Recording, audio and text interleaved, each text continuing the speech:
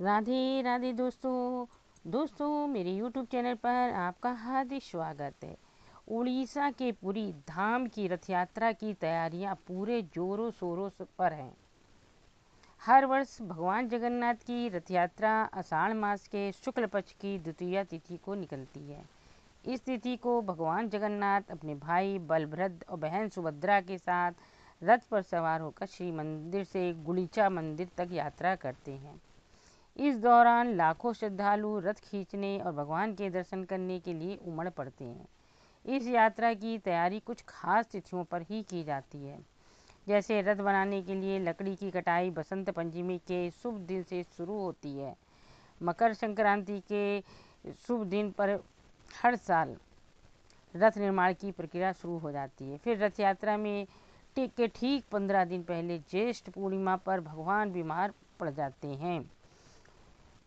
दरअसल पूरे जगत के नाथ भगवान जगन्नाथ का पूर्णिमा के दिन प्राकट्य उत्सव होता है और उनकी स्नान यात्रा भी होती है। इसी स्नान यात्रा के बाद भगवान जगन्नाथ जी 15 दिनों के लिए बीमार पड़ जाते हैं और फिर वो किसी भक्त को दर्शन नहीं देते हैं।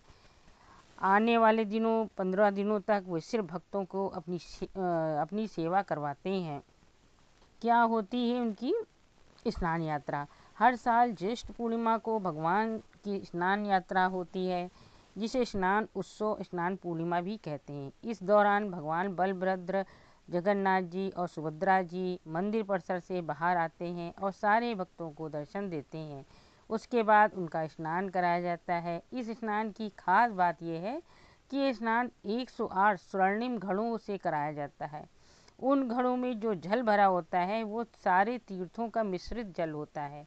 उसमें अलग अलग तरीके के द्रव्य मिले होते हैं, जैसे चंदन, गुलाब, घी, दही आदि चीज़ें होती हैं। वही सुभद्रा जी का स्नान अलग से कराया जाता है।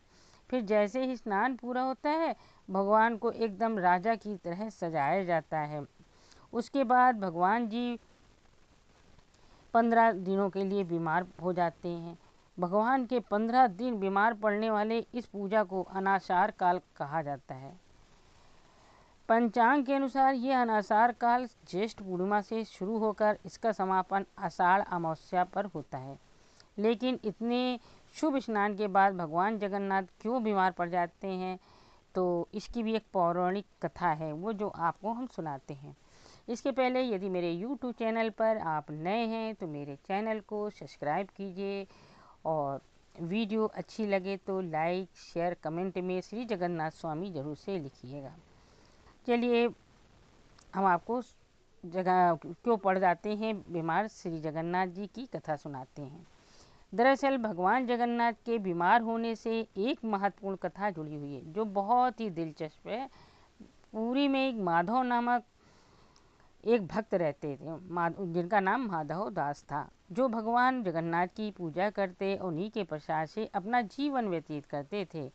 एक बार माधव दास को बहुत ही तेज बुखार हो गया था, लेकिन फिर भी उन्होंने ऐसी स्थिति में भक्ति में कोई कमी नहीं आने दी। लोग उन्हें वैद्य के पास जाने की सलाह भी देते थे, लेकिन वह कहते हैं जब भगवान मेरा ख्याल रख रहे हैं तो मुझे किसी और की ज़रूरत नहीं है। फिर एक दिन वे ज़्यादा बीमार होने की वजह से अचानक बेहोश हो गए। तब स्वयं भगवान जगन्नाथ उनके पास आए, उनकी सेवा करने लगे। माधव दास के ठीक होने पर जब उन्होंने भगवान को अपनी सेवा करते देखा तो वे भावुक हो गए और पूछा कि आप मेरी सेवा क्यों कर रहे हैं। तब भगवान ने उत्तर देते हुए कहा कि मैं अपने भक्तों का साथ कभी नहीं छोड़ता, लेकिन कर्मों का फल तो भोगना ही पड़ता है। तुम्हारी भक्ति के 15 दिन बाकी हैं, उसे मैं अपने ऊपर ले लेता हूँ। आश्चर्य की बात यह है कि उस दिन ज्येष्ठ पूर्णिमा थी। उस दिन से ये परंपरा आज तक चली आ रही और हर साल ज्येष्ठ पूर्णिमा को भगवान बीमार पड़ जाते हैं। उसके बाद 15 दिन के लिए एकांतवास में चले जाते हैं, जिसे अनासर कहते हैं। फिर भगवान जगन्नाथ जी को ठीक होने के बाद नैनासर उत्सव मनाया जाता है, जिसे रथ यात्रा कहते हैं। ये थी कथा भगवान जगन्नाथ जी की बीमार होने का। अब क्या होती अनासार पूजा? भगवान जगन्नाथ के बीमार होने की 15 दिनों की अवधि के दौरान मंदिर में देवताओं के चित्रों की उपासना की जाती है, क्योंकि भगवान तो बीमार हो जाते हैं तो उनके चित्रों की पूजा की, जिसमें भगवान जगन्नाथ को विष्णु, बलभद्र को शिव और सुभद्रा को आदि शक्ति के रूप में दर्शाया जाता है। उसके बाद अगली सुबह मंगला आरती, दीप जलाने, दधौंती स्नान और वस्त्र अलंकरण जैसे अनुष्ठान किए जाते हैं। उसके बाद अनासार के दौरान ही आषाढ़ कृष्ण पंचमी की तिथि पड़ती है, जिसे अनासर पंचमी के रूप में मनाया जाता है। इस दिन भगवान को फुलरी तेल लगाया जाता है, जो स्नान के कारण हुए बुखार से मुक्ति दिलाने के लिए होता है। ये तेल सुगंधित फूलों, चंदन, कपूर, जड़ी बूटियों और तिल के तेल से बनाया जाता है। इस खास तेल को बनाने की तैयारी रथ यात्रा के 5वें दिन हेरा पंचमी के दिन से शुरू होती है और इसे जमीन के नीचे सुरक्षित रखा जाता है। अनासर पंचमी के बाद भगवान के ठीक होने पर नवजौवना दर्शन होते हैं और जिसके अगले दिन वे रथ यात्रा के लिए तैयार होते हैं। ये थी 15 दिन के लिए भगवान क्यों बीमार हो जाते हैं की कथा।